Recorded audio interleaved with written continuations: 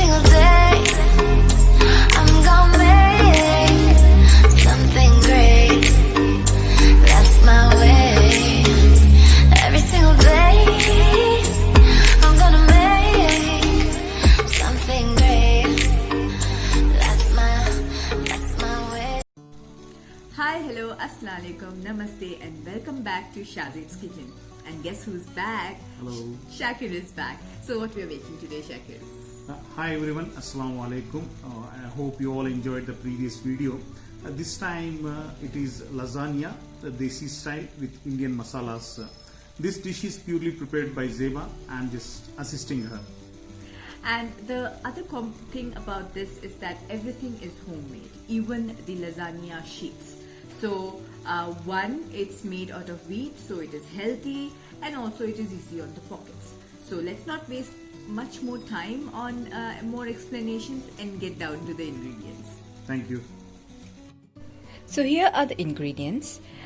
So we have, as you know, in lasagna, 3 components. One is the bechamel sauce, which is the white sauce. Then the red sauce, which is nothing but the mincemeat sauce.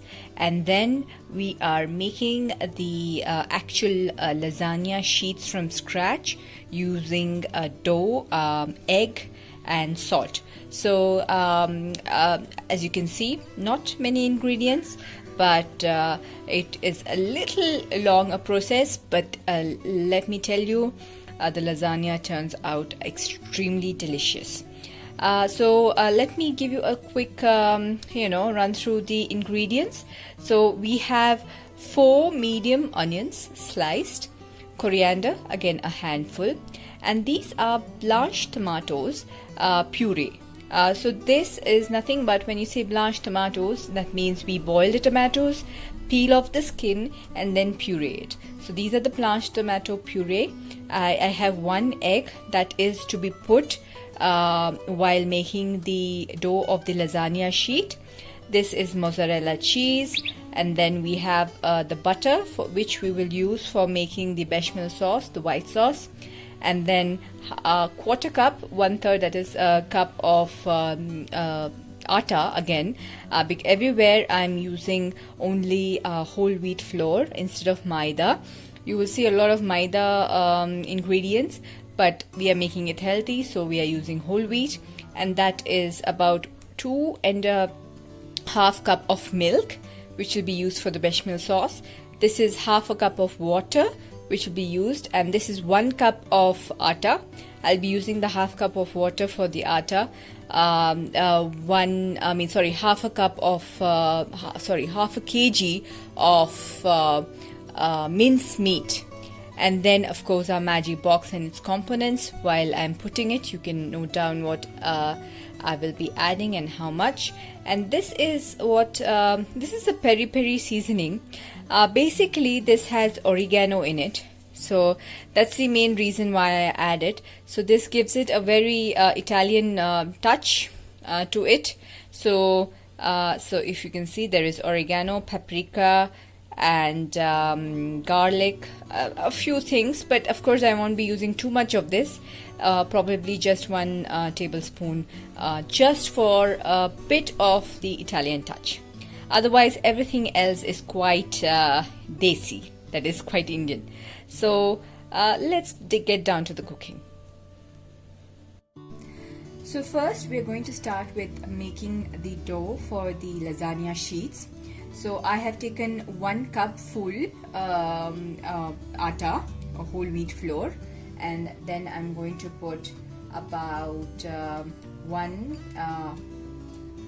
teaspoon of salt, okay, and then I'm going to put 1 egg into it, 1 full egg.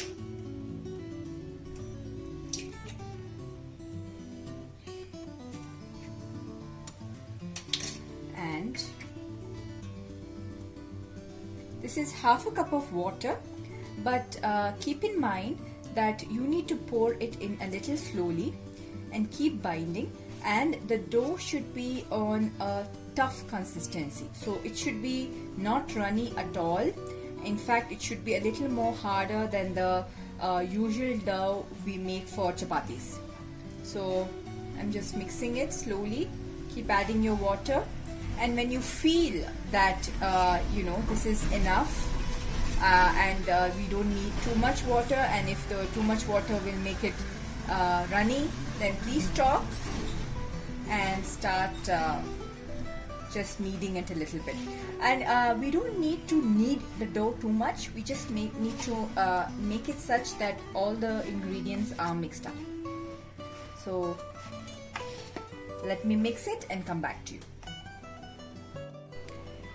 So our dough is ready and ready to be rolled out.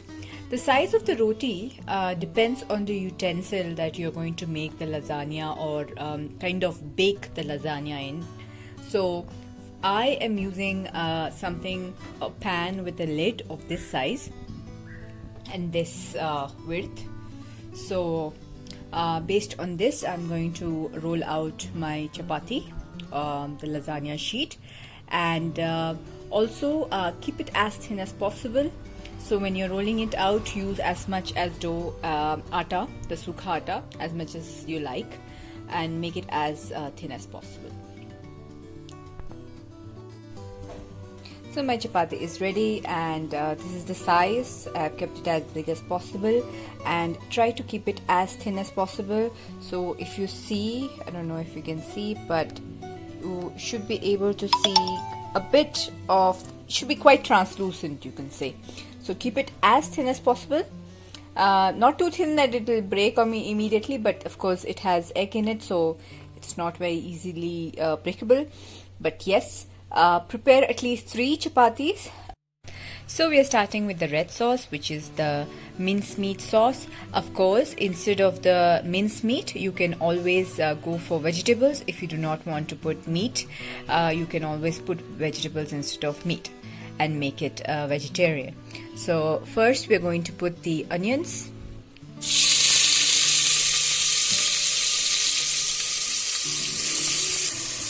So as usual, we need to fry them till golden brown.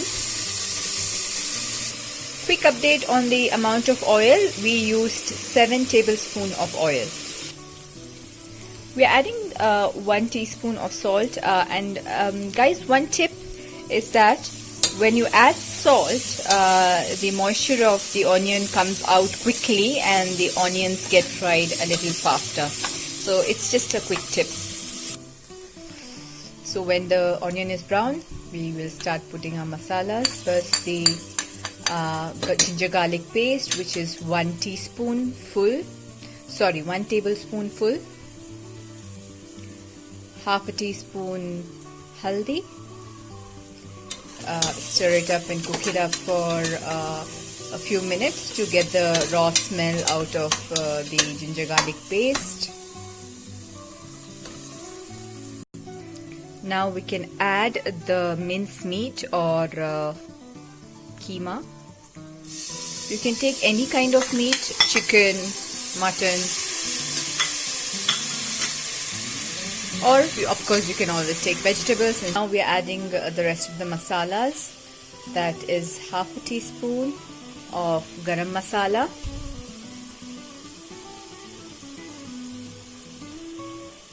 one teaspoon of red chili powder, and 2.5 teaspoon of dhania powder,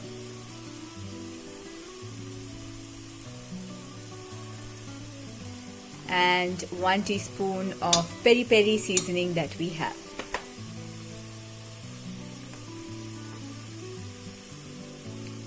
A little more will also do. Yeah. So roast it a little bit, and then we can add the puree tomato. That is the blanched tomato puree. And again cook it for a few more minutes. Now finally we will add the coriander.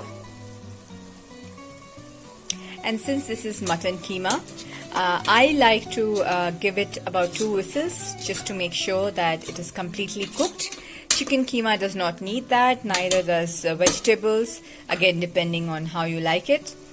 So now I'm just going to cook it further by giving it two whistles. So next, as our meat sauce is cooking, we can start off with our bechamel sauce, which is the white sauce.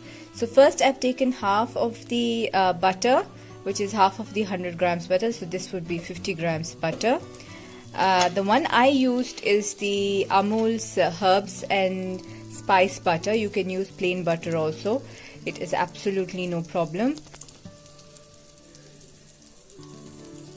So once the butter melts, you can slowly add the atta and keep stirring. So as the butter is melting,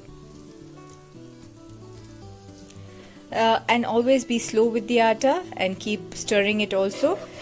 We do not want to have any lumps, so keep stirring as you're adding the atta. Stir it well. Keep the flame low. Yes, perfect.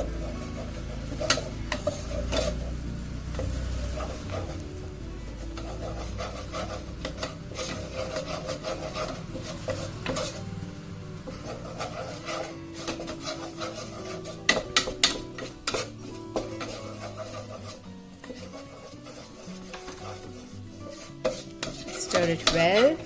Add the milk very gradually and keep stirring to make sure we have no lumps.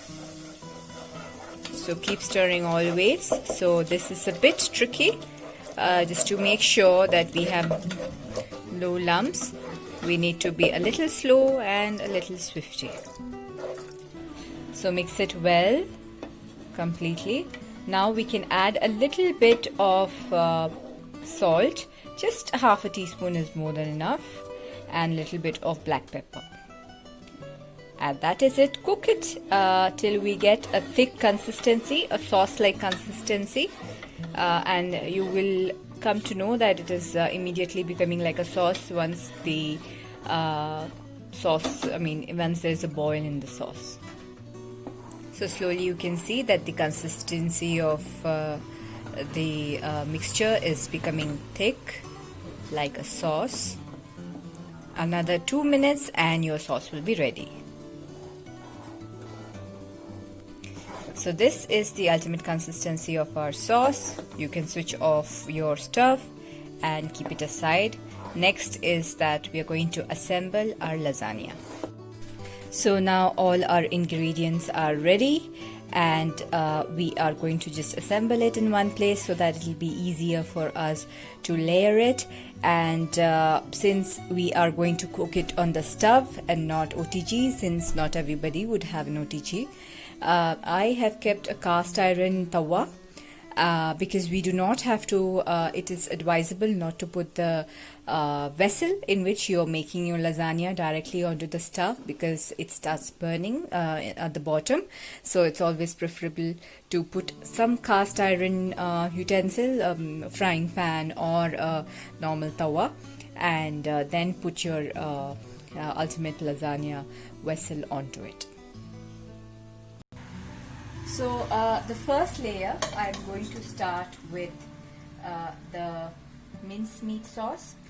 You can layer it as you like it, but it's always preferable to have your mincemeat sauce at the bottom, because that way it will help your lasagna layers, spaghetti, to cook properly. So this is one layer of mincemeat sauce, then one layer of white sauce onto it. You can see that the quantity of white sauce that you like is again depending on your preference. So I wouldn't say that you have to keep it this much or that much, and I mean there is no hard and fast rule is what I'm trying to say. And we can put a little bit of shredded mozzarella cheese.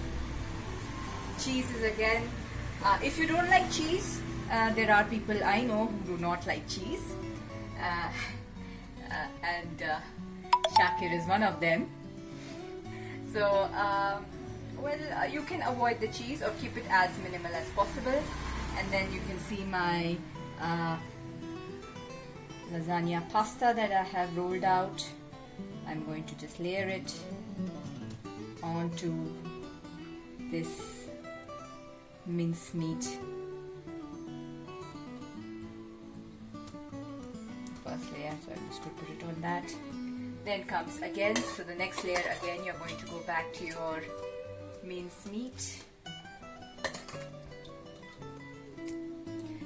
So if you're using an OTG, if you have an oven, so what you can do is the same thing you can do into your baking dish, which could be a circle or a rectangle with a a depth or as much as this dish, and you could do the same layering and just pop it into the oven instead of putting it onto the stove.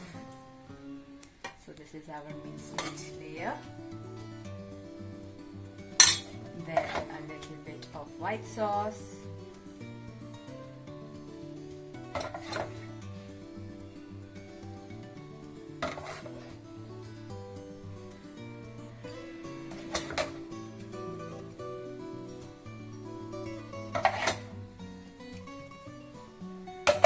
Mozzarella cheese.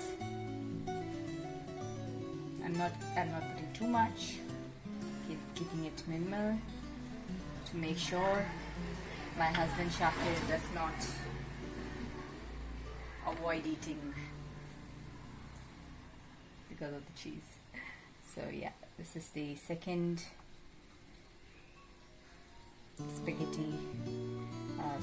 lasagna pasta sheet, and I'm going to repeat the process of the next layer similar to this. So our final layer is over. So the final layer, if you see, would be the meat layer along with the white sauce layer, and upon that we have put some mozzarella cheese, and for our desi touch we have the coriander sprinkled on top. So now we are going to place this on our iron tawa.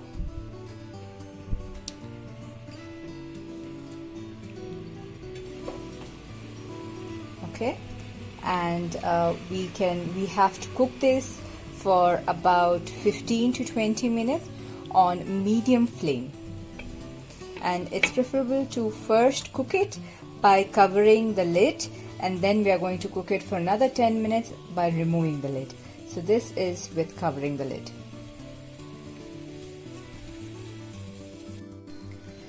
It's been 15 minutes and this is how it is looking, and you can see that it is cooking from all around. What I like to do is after 15 minutes I open the lid and allow it to cook without the lid for another 10 minutes approximately, or 5 to 10 minutes depending on it's just that I want to get rid of the extra moisture that you can see on the sides. I do not want it to be too much of water in this dish, so that's the reason why I'm going to cook it for about 10 minutes with the open lid, and this time I'm putting it on sim flame. And also what I do is I poke it all around with a fork to make sure that I get rid of a little more steam, and also to make sure that the cooking is getting done through and through. So this is just to make sure that.